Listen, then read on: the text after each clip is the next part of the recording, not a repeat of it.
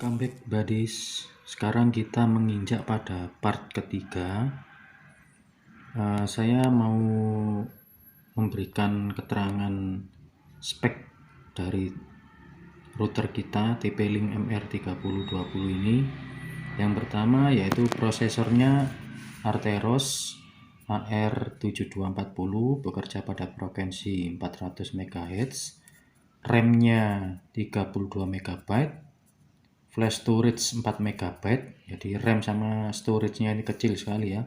Ethernet sekian megabyte per second. USB portnya itu hanya satu, jadi ini ya, USB portnya cuman satu. Terus kemudian serial port 1. Ini serial port ini kalau ini tutupnya dibuka, di dalamnya itu ada lubang-lubang pada PCB, itu nanti disolder sama kabel bisa dihubungkan keluar dari kotak ini. Terus wifi-nya bla bla bla bla. Ukuran boxnya 5,5 x 5,5 cm, dayanya hanya 1 watt. Nah, sekarang kita lihat di sini ya. Kalau RAM-nya kecil, berarti sama aja ini IQ-nya kecil, IQ-nya mini ya. Hanya 2 digit lah. Bisa diibaratkan seperti itu. Kalau HP-HP zaman sekarang aja RAM-nya udah 3 digit ya. Karena 1000 MB itu kan 1 GB. Jadi HP yang sekarang tuh ada yang 4 GB, ada yang 8 GB itu. Terus storage-nya ini 4 MB, ini juga kecil sekali. Jadi kalau misalnya kita mau menyimpan data, ibaratnya ini sama aja dengan flash disk-nya itu untuk nyimpen. Jadi kalau 4 MB kecil sekali, cuman bisa nyimpen apa gitu ya. Nanti makanya dengan alasan-alasan ini kita melakukan extension root. Nah, lalu RAM-nya juga gitu. RAM tuh kecil banget. Jadi kalau loading dia tuh lama sekali. Nggak bisa cepat. Jadi ibaratnya gini, kalau ada sedikit cerita ya. Ketika sebuah komputer itu bekerja dan seseorang itu membuka aplikasi, maka si prosesor ini langsung tanya ke cache memory, atau bahasa awamnya cache memory.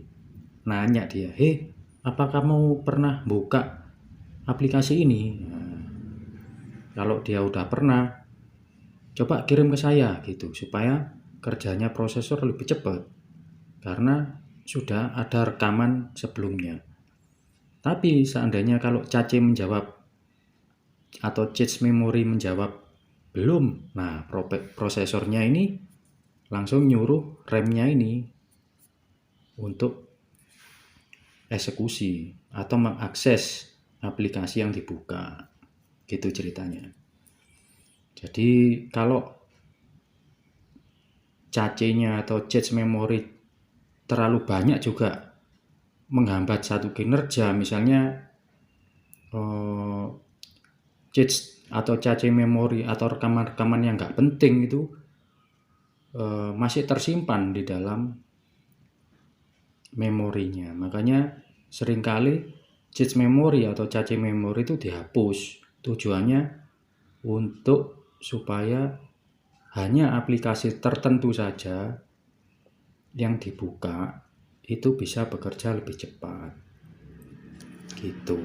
Kalau yang maksudnya yang nggak penting-penting itu nggak perlu direkam, jadi dihapus saja itu. Makanya dihapus itu kan cache memory, seringkali seperti itu. Oke. Kemudian kita menginjak pada skenario ya.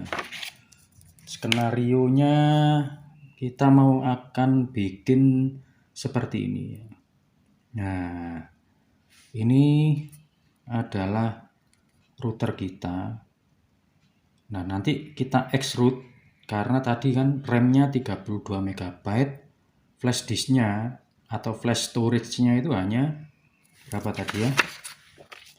4 MB. Maka kita perluas ke flash disk ini.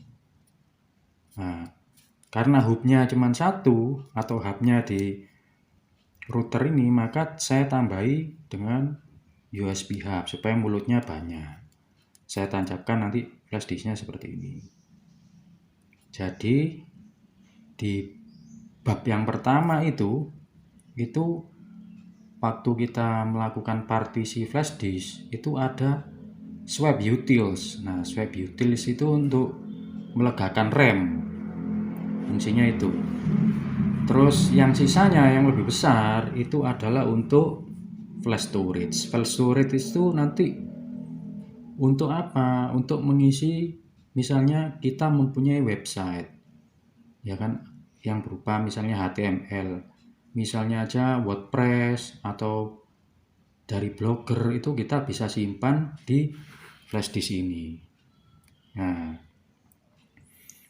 terus kemudian nanti juga akan kita tambahi USB to serial.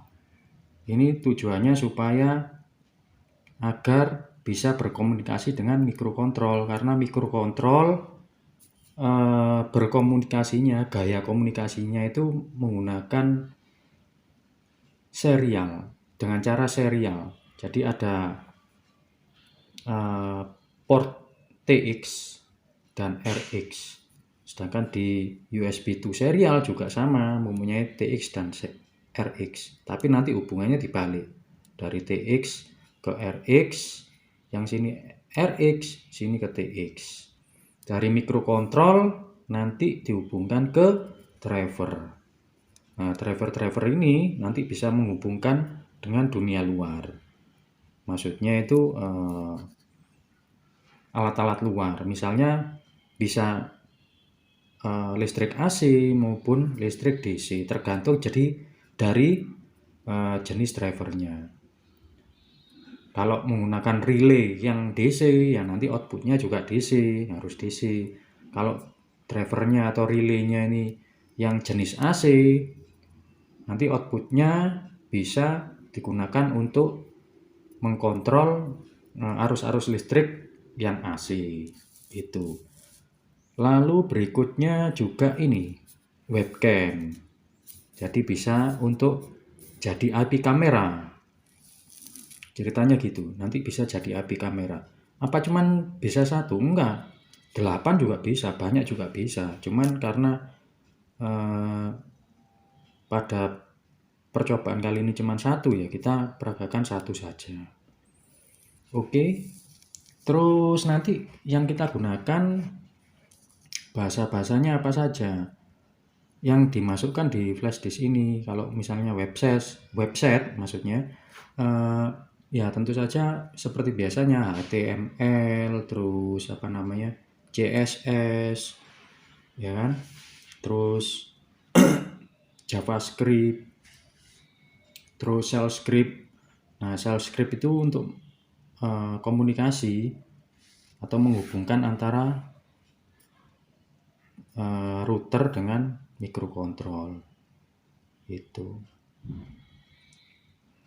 Oke, langsung kita menuju ke komputer atau laptop. Mari kita berbuat.